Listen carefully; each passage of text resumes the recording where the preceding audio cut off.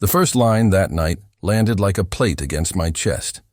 My son whispered and said, "Dad, please, don't embarrass us. Just eat." Evan's whisper was a blade, small, hard, practiced. The restaurant's hush swallowed it, and somehow made it louder. Around us, La Fontaine breathed, low jazz from a piano nook, the clink of forks, a waiter's soft murmur. Candlelight pooled on the polished tablecloth. The scent of browned butter and truffle oil hung in the air like weather. I felt 30 pairs of measured eyes, though most belonged to the table with Evan, Melissa, and the Winthrops. I had tied my navy blazer tighter that evening out of respect more than warmth. I had combed my graying hair, checked the cuff of my shirt, old habits of a lifetime spent in kitchens where appearance mattered as much as the sauce. The blazer felt like wearing somebody else's confidence. I smiled, small and flat, and folded the menu like an apology. Melissa's mother, Catherine Winthrop, leaned forward with the soft, clipped laugh of someone who never learned how to be simply kind. "Oh, you've been here before, Mr. Gray?" she said, the syllables oiled with curiosity and condescension both. Before I could answer, Evan's voice, close at my ear. "Dad, please. Don't embarrass us. Just eat." He thought the whisper would do the work that truth had not. Erase whatever I might say that evening, keep me small and ordinary. It was meant to shrink me into my chair. Instead, it set my hands to remembering. "You don't have to," I began, then stopped, because that was already the argument. The waiter hovered with a linen napkin in his hands, polite and patient. He was new, I could tell, young, hair slicked, and a name pin that read Mark. He watched us like somebody waiting for a story to finish. Mark cleared his throat. "Is everyone ready to order?" Evan's jaw tightened. "Yes, we'll start with the scallops." He looked at me, the look that always meant, Don't speak. Don't complicate what I've already arranged. Don't remind them where you came from." Melissa smiled, a practiced smile. "This place is lovely, Dad." Her tone could have been flatter granite. Her hand found Evan's under the table and squeezed. Gerald Winthrop, her father, settled back with the comfortable air of a man who collects wines and favors. "They have the bordelaise I told you about," he said, loud enough for the waiter to receive it like a cue. "A 1998, perfect with the duck," I listened.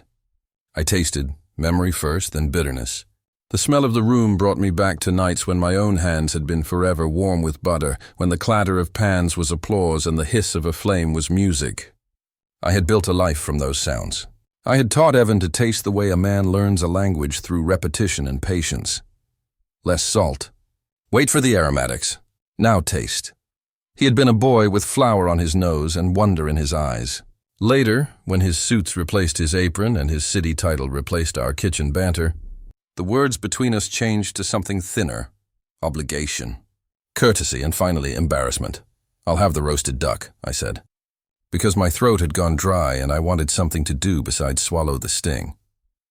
My voice was steady, calm, practiced. It surprised me. "And tap water, please." Melissa's father nodded to the waiter. "A Bordeaux and a duck for me, too." He looked pleased with that symmetry, as if our tastes were a puzzle he had completed for display. The table laughed in small, measured bursts. A woman at the next table, an actress's smile, turned her head, curious. I didn't mind. I had spent a life serving plates that earned people notice. I no longer needed theirs. "Mr. Gray," Catherine asked the question about a soft spear.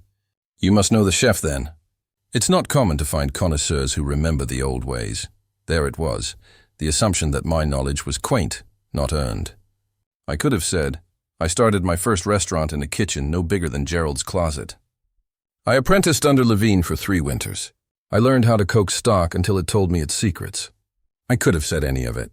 Instead, I folded the menu again, slower this time. "We worked in the same circles once," I said. "Long time ago." Evan's fingers found the stem of his wine glass and tightened. Melissa's laugh was nowhere near her eyes. Mark returned with water, and the small glass slid into place in front of me like a tiny, polite authority. The candle flame trembled. The shadows on the table shifted like tentative actors on a stage. Around us, the restaurant went on, conversation, silver, light.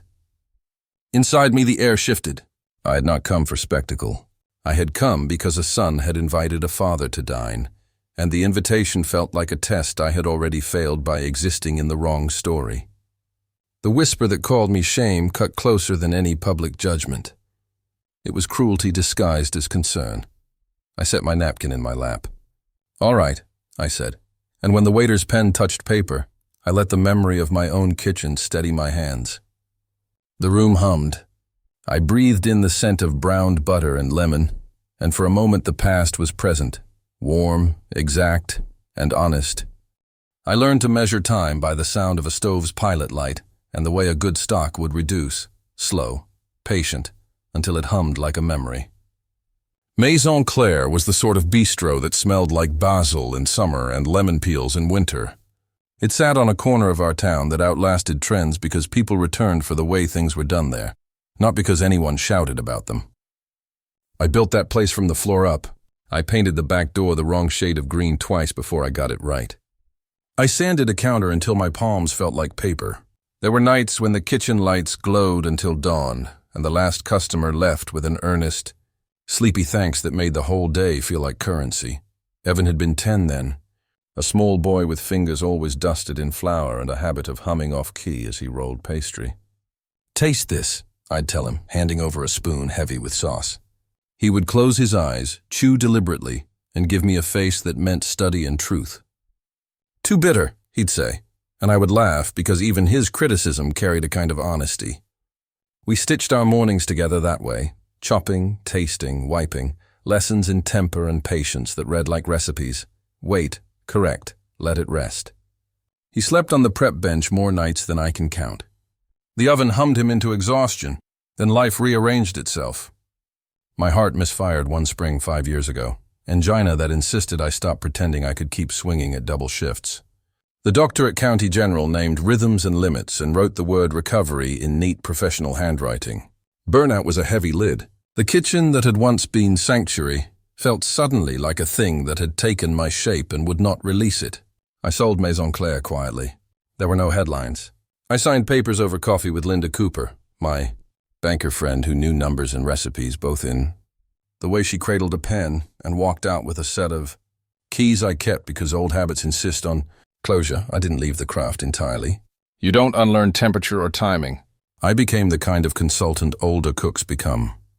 I'd slide into someone else's chaos, teach the staff how to respect heat, coax a menu into coherence, then leave before the opening night lights blinded me.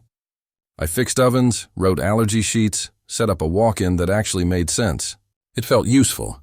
I did it quietly, no press, no banners. Pride, for me then, was usefulness without ceremony. I live above Marigold and Moss, the florist 2 floors below.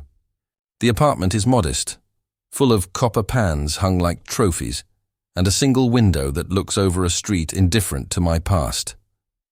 When Claire waters her plants in the morning, eucalyptus scent threads up through the floorboards. I keep a binder on the counter, a thin thing that says "For Evan" on the spine, hand-lettered by me in the evenings. Inside are handwritten recipes, notes in my wife's slant where I copied her corrections, margins full of temperatures and small admonitions. 170°, watch for color. Not clock.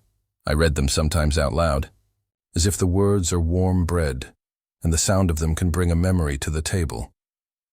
Evan married Melissa, and the line between my past and his present thinned into something brittle. Melissa is sharp in ways that glitter and cut. She dresses like a photograph and walks as if the world were a hallway to be admired. Her parents, Gerald and Catherine Winthrop, live with certainty, chairs that match, wines catalogued by vintage. They were kind in the manner of people who practice kindness as a social art, compliments delivered with the same hand that checks a ledger. Catherine admired gloves on the street and did not notice the scuff of a shoe. Gerald likes numbers and trophy wines. They were always polite in the sort of way that kept distance tidy. When Evan's suits began to outnumber his aprons, our conversations shortened. Birthdays and holidays stepped in like administrative duties. "How's the consulting?" they'd ask, and I'd answer, the safe shape of topics that don't expose old wounds. I tried not to blame him. Children become other people, grafting their own faults and gifts into the lives of their makers. Sometimes distance is not bitterness, but the slow drift of two vessels on different tides. The afternoon before that dinner, I spent rehearsing restraint. I walked past Marigold and Moss, bought a small bouquet because Claire insisted flowers calm nerves, came home, and opened the binder. The recipes felt like postcards from my former self. Temperatures, a note about searing, a comment about letting garlic not burn but sing. I read aloud at my kitchen table, tasting the syllables the way I used to taste salt. The act steadied me. I had not told Evan I still took on jobs. It felt like boasting to say I consulted. Pride for me was humility in service. A few chefs called quietly, "Tom, can you look at my menu?" And I obliged. I did the work without press releases. Usefulness, I decided, is its own reputation. That morning, Richard Barnes called. Richard, thin, kindly, with a laugh that once belonged to cheap celebratory drinks after a long week, had become a lawyer who smelled of pipe tobacco and paperwork. "Tom," he said, the way friends say names without titles, which made the word feel small and soft. "I'm looking at a lease renewal downtown. Your signature is on it? Have you seen any notices?" He read clause numbers the way a butcher reads a cut, precise and patient. "La Fontaine?" I asked before I could stop myself. The name surfaced like something folded in the back of a ledger. La Fontaine was one of the properties the old partnership owned. I had signed on when we pooled savings into real estate instead of opening another diner. "Yes," I said. "I remember." Richard chuckled and promised to email the renewal packet with timestamps and scanned signatures. His voice had the little hesitations of a man reading a file. I didn't tell Evan. Some proofs are for the plate, not for the stage. There is timing to everything, like when to pull a roast, like when to let a letter sit in the oven for the right crust. I ironed my shirt that afternoon, folded my recipe binder closed, and told myself again, this is only dinner. For a man whose life was measured in temperatures and times, the hours that followed felt like a new recipe, unfamiliar and potentially explosive. The second course arrived like a new scene in a play, each plate a cue for the next line. The rosemary lamb sat between us, steam lifting in a small intentional cloud. Gerald cut a bite, closed his eyes and pronounced it excellent, the word falling like a flag planted for approval. Catherine hummed something that might have been French, more ornament than meaning. Melissa watched me as if I were a smaller, slower television program. Curiosity filmed with disdain. "Mr. Gray," Gerald said, leaning in, "you must tell me where you learned to appreciate this. You have quite the palate." His smile was the kind that collects facts to display later, like stamps. I felt a heat that had nothing to do with the lamb. "I worked kitchens for most of my life," I said. "A long while." "Boston, then here." My voice was even. It had to be even. Evan's fork paused. His jaw worked. "Dad, please," he said under his breath, the same whisper as before. It was a warning and a plea. Melissa reached for a glass of water and pretended an eagerness to change the subject. "So, Gerald, how's the new portfolio going?" she asked, the question slick, designed to shift the spotlight away from me. Gerald took her bait. "Oh, diversifying. Real estate, small tech. One must," he said one must like a mantra, and then turned the conversation into a lecture about asset allocation, showing a man at ease with numbers. The Winthrops' voices folded into each other, comfortable, practiced concord. I kept my hands folded on my lap. The tablecloth felt rough under my palms. The candlelight threw little maps across my knuckles. I thought of Evan at 10, sleeves rolled, his small hand steady as he sprinkled salt on a fillet. Less is more, he'd say then, as if the economy of flavor was also a moral teaching. How quickly that lesson had been repurposed into something I did not recognize. "You have quite the palate." "Mr. Gray, surprising," Catherine said again, the phrase flung like a net that hoped to catch curiosity and haul me out for inspection. She smiled at me like someone who collects curiosities. Mark, the waiter, came by with a small plate and murmured, "Good evening, Mr. Gray. Welcome back." It was the sort of line that could mean many things. Evan had not noticed the tone shift. Melissa's head turned, slow. Curiosity sharpened into suspicion. Gerald lowered his voice. "Back? You know the chef?" I saw Evan's face fold in ways I'd learned to read. Confusion, then the quick, hot flush of embarrassment. "Dad?" he asked, not sure where to place the pieces. "We worked together once," I said. "A long time ago." The sentence was simple, exact. It was a corner turned in a room I had thought empty. The conversation changed, as if someone had moved the furniture. Small things happened. The sommelier whispered across his shoulder to another waiter. A woman whose napkin had been crisply folded suddenly stared. The table's laughter clipped shorter. Melissa swallowed, fingers tightening on her napkin. "Is this true?" Catherine asked. Her voice had a new edge, less soprano, more file. "Yes, Thomas and I—" Gerald began too quickly, as if he'd assumed facts where none had been offered, and then stopped, embarrassed for presuming. The air thinned. I could feel my pulse at my temple, a faint drummer. The restaurant had become a room where names mattered, and histories collected like receipts. Evan turned to me then, the reprimand ready in his mouth. "Why didn't you ever say anything? Why didn't you tell us?" His words were sharp, not cruel so much as bewildered. I watched him. The boy who learned to fold pastry with slow, exacting fingers peered out from behind the man who had learned to shield himself with a tie. "I never thought to make it a thing to tell," I said. It was work. We built a few things. It was not a way to brag. Melissa's laugh this time was thin, surprised. "You built it? But why would you not? Why would you—" She took a breath and the sentence caught. Gerald fumbled with a napkin. There's a particular kind of silence when assumptions fall, like a tray of glasses hitting stone. No one wanted to be the one to say what the fall meant.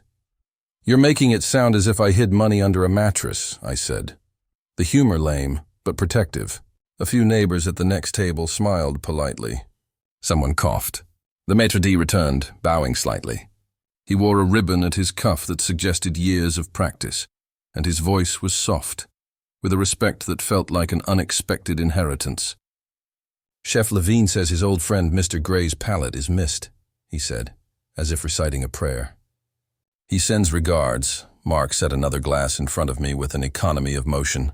"Chef keeps asking about you," he said, the words an offering. Evan's face had gone pale. "You knew him?"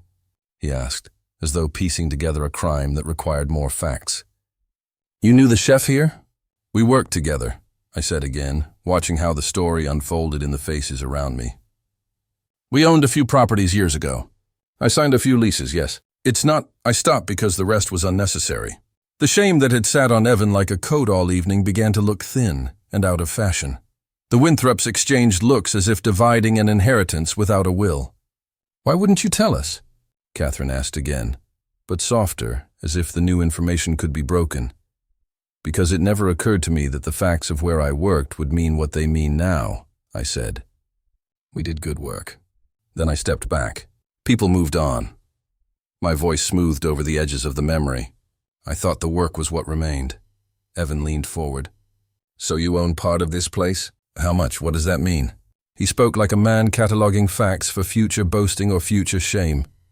"It means I kept my name on a number of leases when I sold Maison Claire. I kept my part of the partnership active for the properties we invested in. I didn't broadcast it. I didn't think to. The confession was simple. It lay between us like a dish waiting to be tasted." Melissa's face shifted slowly. First disbelief, then a kind of recalibration. "But why? Why keep it quiet?" she asked, precise and incredulous. "Because the work was never about the announcement," I said. "It was about the doing. I liked seeing a well-run kitchen.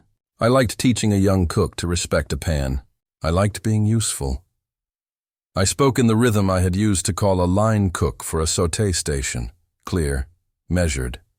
The maitre d' watched, his eyes soft. Around us, the restaurant resumed its breath.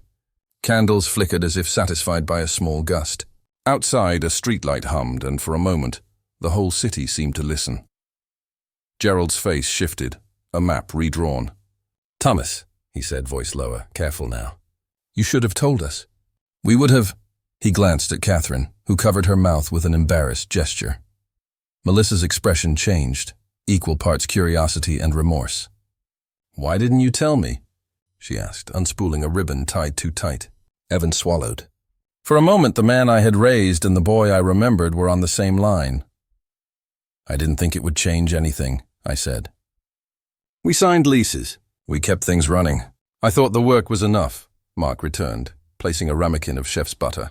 The maître d' leaned in, respectful. Chef Levine asks after Mr. Gray. He mentioned an old partnership, he said quietly. Evan's apology was halting and honest. Dad, I'm sorry. I never asked. I should have. He looked at his hands as though seeing them anew. Then ask, I said. Start there. The candlelight softened. A rain began to patter against the window, a polite percussion that made the room feel smaller and safer. The noise stitched us into a private weather. For the first time that evening, I felt the possibility of something like repair. 2 days after the dinner, the silence of my apartment felt louder than the restaurant's candles. Marigold stems tapped the window below when Claire watered. The kettle on my counter clicked as it cooled. I had meant to let the evening slide into memory, an awkward thing I could shelf, but my phone blinked with a message that made the memory shift. Linda Cooper's name lit the screen.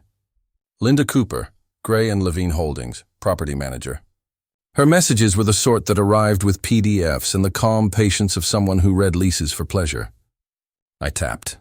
Thomas, the email began in her clipped, efficient font.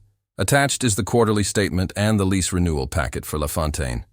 Please see line items and sign where indicated. Documents scanned and time-stamped, 2025-11-05-0923.pdf. There it was, the header, the corporate logo, the neat block of numbers that suddenly felt like a map. I opened the attachment with hands that didn't quite steady. The quarterly statement was what accountants love. Revenue columns, expense rows, landlord notes. There were ledger entries for rent, for renovations, for Chef Levine's management fees. There was also a list of managing partners with their signatures beneath. Thomas Gray, managing partner. Claude Levine, managing partner. And a set of names I remembered as the men we'd split bills and dreams with when paperwork still felt like adventure. My throat found a shape I hadn't given it all weekend. It wasn't the amount that stopped me. The revenues were respectable, the ownership percentage modest. But the signature. I scrolled until I found the scanned page, looked at the loop of my own handwriting. The same slant I used in menus, the stubborn T that never sat straight. The name printed next to the signature read like a ledger of my life. The email body continued. We noticed the contact for several of the downtown leases is under your name. If you would like to transfer or update, please let us know by the 20th. Also, the board will be meeting on the 18th at La Fontaine to discuss the winter menu and lease renewals. There was a timestamp, 2025-11-05-09-23. St. I sat down on the chair by the window and the room filled with the echoes of small things. Rosemary drying in a jar, my binder marked for Evan. The faint hum of the street, Evan's whisper at the restaurant. Don't embarrass us. Just eat, recut itself in my head. The shame he'd tried to place on me had been mislaid. I had been carrying a different ledger. It is strange how proof can change what you think you know about yourself. When I opened the statement, I expected to be startled by money. Instead, I was startled by the quietness of continuity. Ownership had never been loud in my life. I had not built Maison Claire for vanity. I had built it to feed people, to shape a place where the work mattered more than the name on the sign. That same attitude had moved me to keep my signatures on a few property leases when others wanted to sell angles or chase headlines. The properties ran. Rents were collected, lines reconciled. That, to me, was an adequate answer for what a life's labor could be. I called Richard Barnes then, because when paper has weight, you want someone who can hold that weight with you. Richard's laugh came through as the same gravelly sound I remembered from years of after-service beers. Tommy, what's the matter? You sound like you swallowed a goose. He was a lawyer now. He said partnership clause the way he used to say simmer, with exactness. I got Linda's packet, I said. La Fontaine's on the list. You're on the list? He replied, startled in that friendly way. You're on the list. He read me clause numbers. You signed as managing partner back in 2018? Looks like you never filed the outgoing notice. It happens. People forget if they step away. I stepped away because my heart told me to, I said. I didn't step away because I wanted my name erased. Richard was quiet a beat. You kept an interest. That's more common than you think.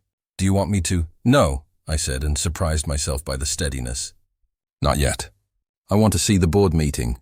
I want to be there when anyone asks who owns what. The next morning I called Chef Claude Lavigne.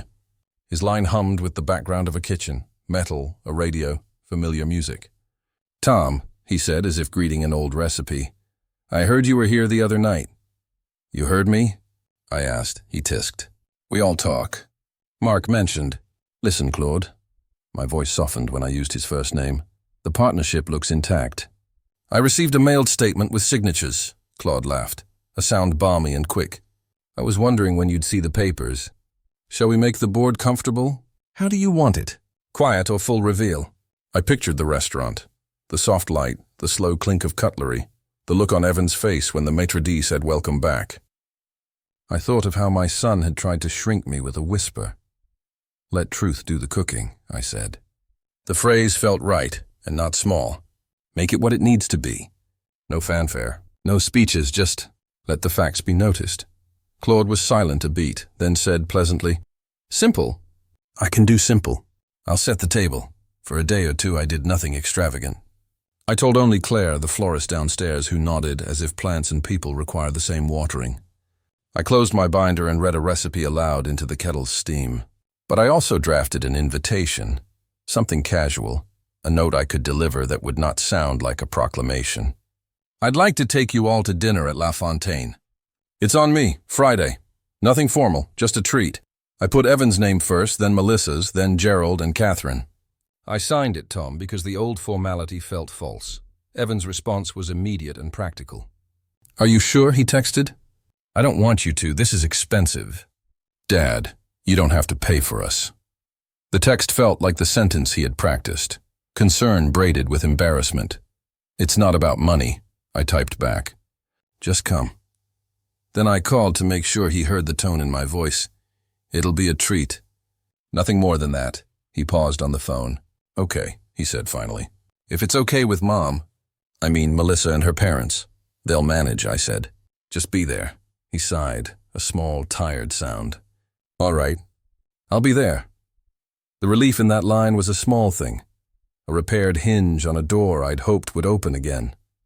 I hung up and felt, for the first time in an odd while, like a man returning to his own kitchen after a long shift. I did not plan theatrics. I did not draft a speech. I planned patience. Let the table do what tables have always done.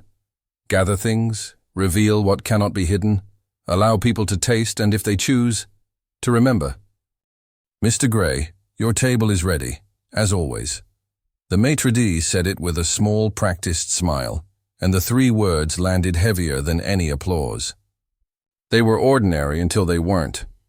Evan's face went still in a way that looked like someone who had been waiting for a different script. Melissa's hand flew to her mouth. Catherine blinked as if some new word had been spoken in a tongue she didn't know. As always. Gerald repeated, louder, trying to make the sentence a joke, but his laugh clipped off sharp and awkward. Wait, partner? You mean you… I let the question hang. Let it sit where a plate cools if you ignore it. Let people watch it change temperature, please, I said. Sit. The room narrowed to the circle at the table. Linen, cutlery, the small candle that trembled when someone breathed too loudly. The staff moved like a well-rehearsed team, silent choreography. Mark caught my eye and nodded the way old friends do when they can't speak. Claude came out then, wiping his hands on a towel, and paused at the pass. Thomas. He touched the edge of my sleeve with a quick, brotherly nod. So glad you could join us. Evan's fork clattered as his hand tightened. You knew he was coming? His voice was flat, not the whisper now, but a plain demand. We heard you were here the other night, the maitre d' said, neutral. We were hoping you might return. Melissa leaned forward, breath shallow. Tom, why didn't you ever say? Why are you here like this? Her question had that sharp edge of someone bruised by surprise. I didn't think saying it would change anything, I told her. I thought the work would speak for itself. Gerald flapped the back of his hand like he was brushing at flies. But why keep it quiet? Why would you? He stopped, embarrassed at how small his words sounded. Because it wasn't about applause, I said. It was about the doing.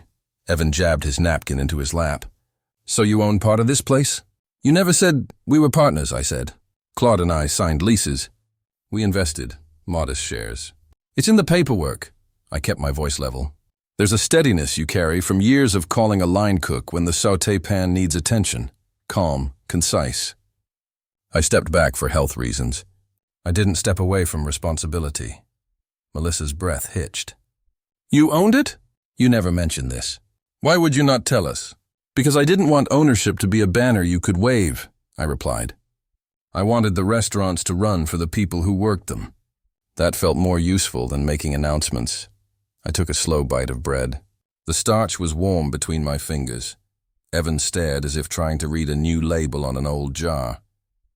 I thought you were retired. I thought you wanted peace. I did want peace, I said. But peace doesn't mean absence. It means not needing validation from strangers. Catherine's voice, usually smooth as a ribbon, cracked a little. This is unexpected. She set her fork down. Thomas, forgive me, but why would you let us assume the smallest thing? Why not tell your family? You assumed the smallest thing and let it become a piece of your story, I answered. Assumptions are easy. They're lighter than questions. Evan's mouth opened, closed. He started and didn't finish. His embarrassment had a color to it now, pale, thin. Dad, if you had told me, you never asked. I said it softly, not to sting, but to point. The fact sits there like a hot pan you can't pick up yet. That's not fair, Melissa said. You could have said, I had a hand in some restaurants. We could have what? I asked, and the moment turned sharp. Turned it into a trophy? I didn't want to sound cold. I wanted honest. I refused a stage. I didn't want fame, especially not at the expense of the work. Evan's voice came out small. I was embarrassed. I thought, people at the office, clients. He wiped his palms on his napkin. I thought if I had the right addresses, the right names, I'd be respected. And did that make you respected? I asked. He didn't answer. He watched his hands, as if they were measuring out forgiveness. Claude slid a carafe of house red toward the maitre d'. The motion was casual, but the room had tilted, eyes around us, a murmur like a simmer. Tom, Claude said, low enough that only I could hear. You know we kept your name on the roster. You were part of the foundation. People need reminding sometimes. I don't need reminding, I said. I need my son. The sentence came out softer than intended. For a heartbeat, I saw the 10-year-old who'd folded pastry next to me, his small face intent on the spoon I handed him. Evan's jaw worked. Why didn't you tell me? Why wouldn't you let us know? Because I didn't want my life to be reduced to a reference, I said. Because I wanted you to choose the work for yourself, not live inside the shadow of a name. Melissa's eyes shone. I didn't mean to, she began. I just assumed. Assumptions are cheap, Gerald muttered, almost to himself. He cleared his throat. We should have been more curious, perhaps. You should have asked, I said. That's all. Melissa's breath came quick. I'm sorry, she said. All of us are. For the way we treated you. Evan's apology was a two-syllable thing, trembling. Dad, I'm sorry. I should have asked. I was ashamed. You don't have to be ashamed, I told him. You have to be honest. He looked up like someone stepping out of a fog. I want to learn, he said. If you'll let me, teach me again. I'll teach you, I replied. If you want practice, you'll show up. There was a hush that felt like steam condensing. Plates were placed, silverware arranged with silent hands. The maitre d' leaned close to the sommelier to whisper something, and the sommelier's lips curved in amusement, an ally of small graces. At one point, Melissa's fork dropped and made a small clatter. The noise felt loud, like a dropped ladle in a quiet kitchen. She covered her mouth. This is all so surprising. It's only surprising if you make it surprising, Claude said lightly. He lifted his glass. To truth that shows itself gently. Gerald forced a laugh. I guess I was wrong. About what I supposed. He rubbed his forehead. We misjudged. You misjudged, I agreed, because the truth rings truer in repetition. But people can change. Evan's voice was almost a whisper. I didn't want to be the son of... He stopped struggling for the words. I wanted to be my own man. You are, I said. But you can be your own man who remembers where he learned his first lesson. That's not a contradiction. There was a tremor in his voice when he spoke next. I feel stupid. I talk about deals and markets, and I forgot the grammar of a kitchen. I forgot to taste things for what they are. You tasted them for what might impress, I said. Taste is not an audition. It's a conversation. Silence wrapped the table like a warm towel. The staff moved like a practiced wind, refilling waters, presenting the next course. I ate slowly, making nothing of each bite except the joy of it. I wanted them to see a man who ate because he loved what was on his plate, not to be seen because of a line on a ledger. When the check arrived, Mark approached with a small folder. He placed it before Claude, who glanced at me, then slid it across. "Already settled, sir." "As always," Mark said. Evan's eyes widened. "You didn't," he began. "You didn't ask me to," I said. "I settled it because this place is part of me." It felt right, Evan swallowed. "Dad, I set my napkin on the table and stood. The room seemed to expand around me, a little softer for the honesty. I placed a hand on Evan's shoulder, a light, steady pressure, the kind apprentices feel when a master steadies their wrist. "Next time, Evan," I said low and clear, "you don't need to be ashamed of where you come from. Just remember who taught you what taste really means." He looked up at me, something like relief and shame and hope folding together. Melissa's hand found his under the table. Gerald cleared his throat, a man trying on humility. I left the restaurant slowly, the night air cool and clean. The city smelled of rain and exhaust and the faint sweetness of bread from a bakery 2 doors down. I walked with the quiet of a man who had not shouted a verdict, but had set a plate in the right place and waited for someone to notice what was served. A week after the night at La Fontaine, Evan knocked on my door with the kind of hesitance I knew from apprenticeship kitchens, like someone approaching a boiling pot for the first time, careful of splatter. He stood in the hallway with his jacket over one arm, looking younger than I'd seen him in years. "Hi," he said. "Come in," I replied. The apartment smelled of rosemary and the coffee I'd ground that morning. I moved a jar of dried thyme aside and put a coffee cup in front of him. He sat, hands curled around the mug like a small ritual. "Dad, about the other night." He swallowed. "I'm sorry. For the whisper. For acting like you were less. You don't have to make a speech," I said. "Just sit," he laughed, embarrassed. I know. I forgot, Tom. I forgot what you built. What you gave. You didn't forget," I said quietly. "You just stopped looking." His eyes went to the binder on the counter, for Evan, and then back to me. "Is that what you think I did?" "I think you let other things be more important than looking," I answered. "That's all." He set the mug down hard enough to leave a ring. "I thought if I left the small things behind, I'd get somewhere. I wanted a life that looked like success." He blinked. "I was ashamed of being the son of a small-town chef. I thought it would make me lesser." "So you built a better story than the life you had," I said. "A story that needed no messy truths." He stared at me. "I'm sorry. I really am." "Can you forgive me?" I watched him, this man who once measured salt with a child's seriousness. "I can forgive," I said. "But forgiveness isn't a clean plate. It's work. You have to show up." "I will," he said immediately. "I want to." Teach me again. "Not for show, just teach me. Thursday?" I asked. "Thursday," he confirmed, relief making his voice almost boyish. We started meeting every Thursday. He arrived early, sleeves rolled, hands learning the weight of a knife again. The kitchen became our language playground, stock simmering, onions sweating, the exactness of a vinaigrette. We spoke in short exchanges more than speeches. "Salt," I'd say, handing him a spoon. "How much?" he'd ask, closing his eyes. "A pinch. Taste. Tastes like home," he murmured. And sometimes that was all we needed. Melissa called once, tentative. "Tom, Evan told me about the classes." I wanted to say I'm sorry too. For being distant. Her voice was softer than the social armor I'd heard before. "We're cooking," I said. "That's apology enough for now."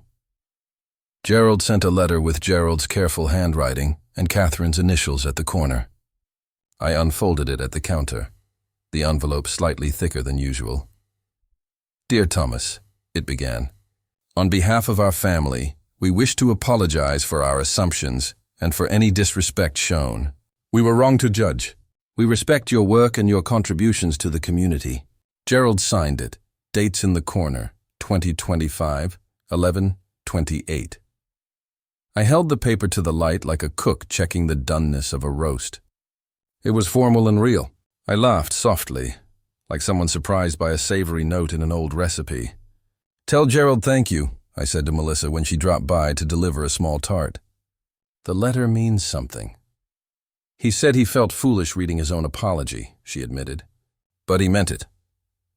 Richard Barnes arrived one rainy afternoon with a slim folder and the kind of optimism that reads like ink on a well-kept ledger. "All right," he said, setting the papers down. 501C3. Paperwork is drafted. County registration number pending. We have seed funding from a local small grants program. $15,000 to start. It's modest, but it covers equipment and insurance for the first year. "You did this quickly," I said, surprised at the speed. "You were ready," he replied.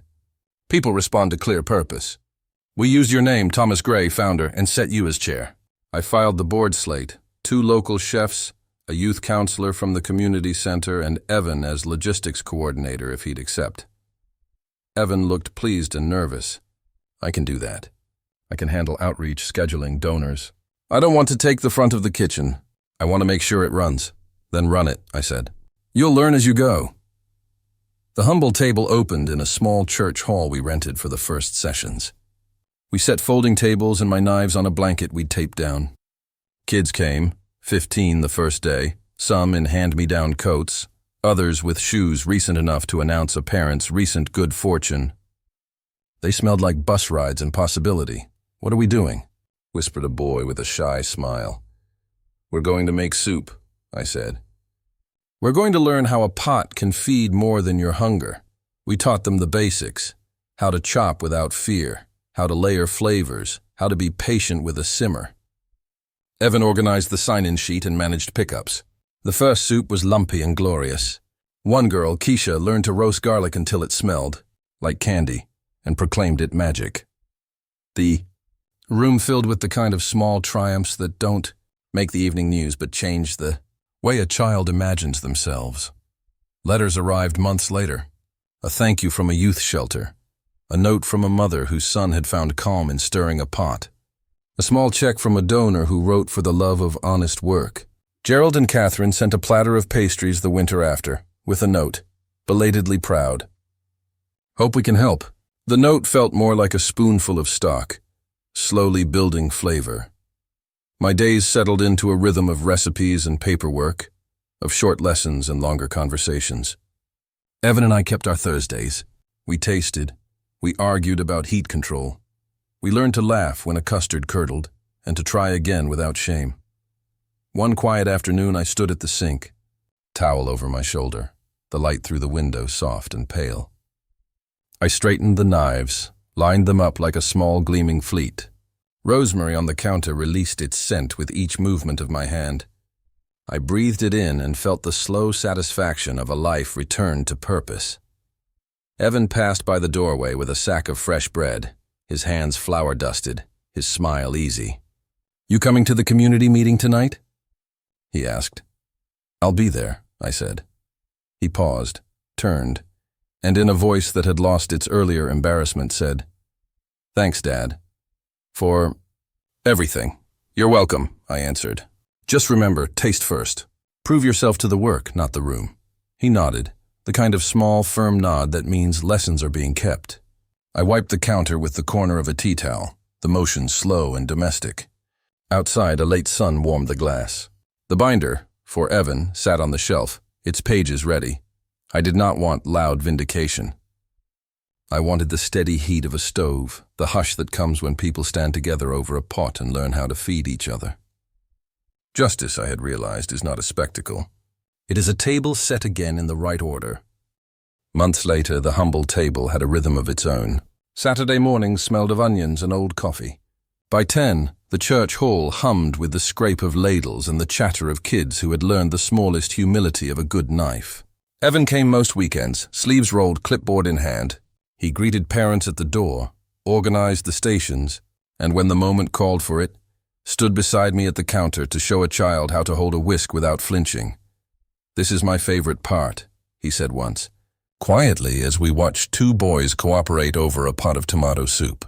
Seeing them work together. "You're doing well at it," I told him, and meant it. His voice had lost some of the polished, anxious edge it carried that first winter. It was steadier now, seasoned by mistakes and the small satisfactions of plates served. We made soup and custard, and taught the children to stretch dough until it fought back like a shy animal. Sometimes recipes failed, custard curdled, bread didn't rise, and we laughed in the useful, forgiving way cooks do. The kids learned that mistakes are part of learning. They learned to taste, then to trust the taste rather than the opinion of a room. Melissa stopped by one afternoon with a box of apples. She watched, hands folded, and smiled when a girl named Keisha reached out to offer her a sampling spoon. "They seem happy," she said. Her voice no longer wore polish as armor. It was softer, a person admitting she had been wrong in a small way. "We're doing the work," I said. "That's enough for now." Gerald and Catherine, after a few awkward coffees and a longer, genuinely surprised conversation, came to a session and brought a tray of croissants. Gerald slipped me an envelope with a check and a note. For equipment. "Keep teaching." I kept the envelope in my desk, not because I needed to mark the favor, but because the gesture was a kind of repair I hadn't expected. He lingered in the doorway, watching a boy learn to knead, and muttered, "Impressive," as if that single word could undo a dozen small slights. Richard stopped by with 2 folders and a grin. "We filed the last of the paperwork," he said, tapping the county stamp with a satisfaction only a bureaucrat could love. 501c3 approved. Grants lined up for a year. You're official." He laughed when I pretended to be too humble about it. Official humbleness, he called it, and we both smiled. Sometimes, in the slow hours when the hall emptied and the heat of the day cooled, I walked home past La Fontaine. The glass caught the late sun. Diners laughed under warm lamps. On good nights, the restaurant felt like a theater with its small, intimate audiences. I would slow my pace and stand a moment, tuck my hands into my coat pockets and watch.